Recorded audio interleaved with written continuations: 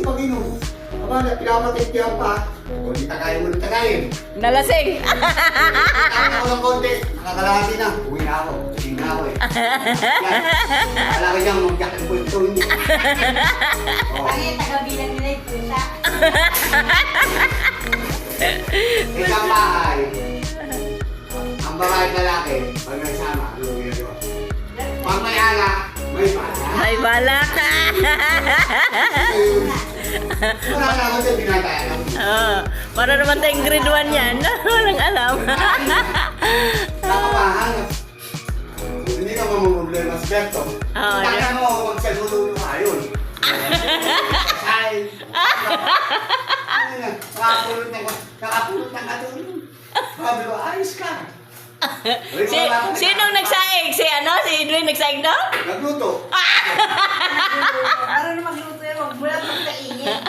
O di wala na siyang hahanapin, di ba? May tagaluto. O, di ba? Lalo na pag nagluluto ng topang sisig yun. Ama ko lahat ng nasa rek sa gabi. Niluto niya. Bibili na lang ikaw ng bago. Ano yun? Pulutan ninyo? Oo. Ano ba hanap? Tanang ano na. Baka matulog.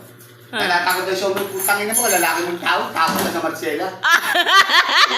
Takot siya kay Kisa. Baka aswang.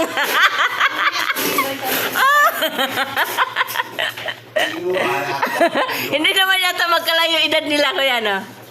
Ilang taon na si Edwin? 34. Ay, hindi magkalayo. Sabi lang ko, putang mo. Lalaki ka, binata ka, bahala ka sa buhay mo. Wala akong kaya mo siya, bahala ka dyan, iwanan kita. Ayun, pwede na yan. Maliwanag na yung nagdanan dyan. May anak buhay babae. Ikaw, titihaya ka lang dito. Luto ka, may bahay ka na. Sweets. Wala ka nahanapin pa. Okay na. Yan na. Ang mahirap pang maintain yan. Ha? Kasi may partition na dito. Mahirap pa kapitan ng ilaw? Kaya